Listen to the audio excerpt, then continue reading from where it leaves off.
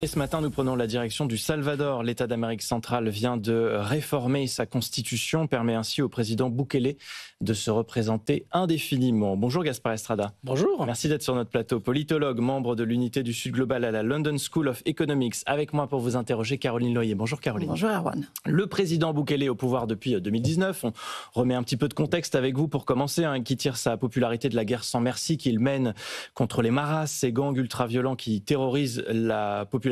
D'abord, Gaspard Estrada, c'est vraiment ce qui a fait sa notoriété là récemment.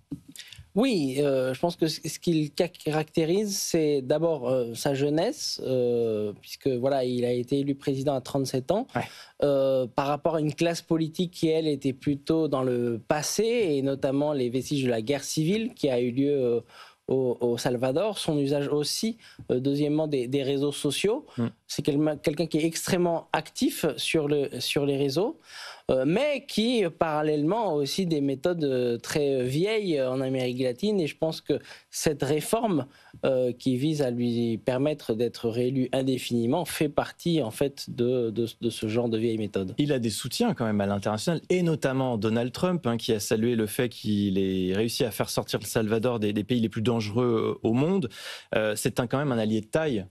Sans aucun doute. Il est clair qu'aujourd'hui, le président du Salvador a à Washington un véritable allié, même s'il ne faut pas oublier qu'il a à plusieurs reprises cherché à se rapprocher de la Chine, notamment lorsque les démocrates étaient à la Maison-Blanche. Donc de ce point de vue-là, il est aussi très flexible dans ses alliances. Et voilà, donc le président Bukele a la possibilité de rester à la tête de l'État s'il est réélu, ad vitam aeternam, grâce à une modification express de la Constitution. Vous diriez qu'il profite là de sa popularité pour porter un coup à la démocratie ? Oui, et de toute façon, je pense que c'est un processus qui vient de loin, dans le sens où déjà en 2021, il était intervenu à l'Assemblée du Salvador. Il était accompagné de soldats pour intimider les parlementaires et pour obtenir le fait que le Parlement change les règles et surtout que la Cour suprême, les membres de la Cour suprême soient limogés, ce qu'il avait obtenu à l'époque. 57 députés pro-Bukele ont voté en faveur de cette réforme. Les 3 seuls élus d'opposition ont voté contre. 3 contre 7. On est dans un système à parti unique aujourd'hui, on peut le dire ? De fait, oui.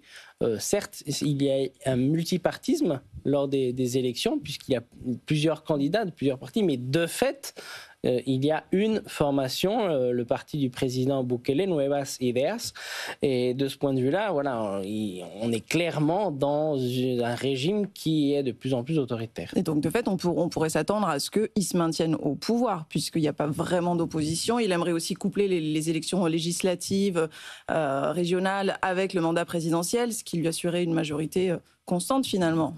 Oui, je pense que il y a un projet autoritaire qui est très clairement mis en place.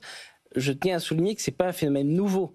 Bukele a d'ores et déjà violé la constitution salvadorienne, d'ores et déjà pour pouvoir être réélu, ce qui était interdit par la Constitution.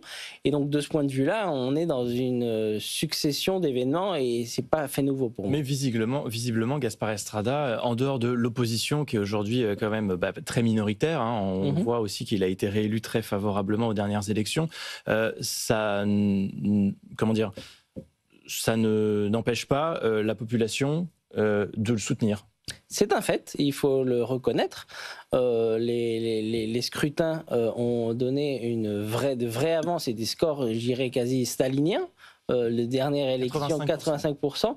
Donc c'est quand même des chiffres qui sont très parlants.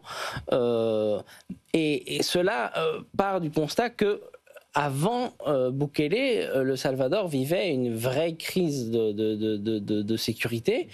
Il y a eu une politique qui a été mise en œuvre par le président salvadorien pour réduire ces violences. Certains critiquent, notamment dans les milieux des ONG et de la presse indépendante, si elle existe encore, au Salvador, que le président Bukele aurait noué des pactes avec les dirigeants des gangs, justement pour obtenir cette diminution de la violence. Il est clair que aujourd'hui, c'est ça qui donne véritablement du pouvoir au président salvadorien. Qui parlerait la même langue que les gangs finalement dans ces négociations. Est-ce que c'est-à-dire que le Salvador est en train de prendre la même voie que le Venezuela ? De fait, oui. Alors c'est un régime qui se situe beaucoup plus à droite, avec des politiques qui sont très différentes du voisin vénézuélien. D'autant plus parce qu'il n'y a pas de pétrole comme dans le cas du Venezuela. Néanmoins, il est clair qu'il s'agit d'un régime très clairement autoritaire. Mais justement, un mot supplémentaire sur cette lutte contre les gangs. Les résultats sont spectaculaires, effectivement. Du coup, soutien de la population qui est quand même plutôt satisfaite d'être plus en sécurité. Mais des dizaines de milliers d'arrestations arbitraires, de disparitions forcées. C'est ce que dénoncent les ONG. Absolument. Lui, il ne le reconnaît pas, il dit que c'est un mal nécessaire, finalement. Absolument, et d'autant plus qu'il y a aussi d'autres critiques des milieux des ONG quant à en fait, la fiabilité des données qui sont produites par le gouvernement. Et donc, de ce point de vue-là, on peut s'attendre aussi à ce que, du point de vue des données, eh bien, la réalité qui est présentée par les autorités soit en fait beaucoup plus maquillée et beaucoup plus nuancée que ces chiffres triomphalistes, même s'il existe véritablement une perception d'amélioration des conditions de sécurité, ce qui explique en partie ces résultats électoraux. Gaspard Estrada, politologue, membre de l'unité du Sud Global à la London School of Economics. Merci beaucoup pour votre analyse avec nous ce matin sur BFM Business.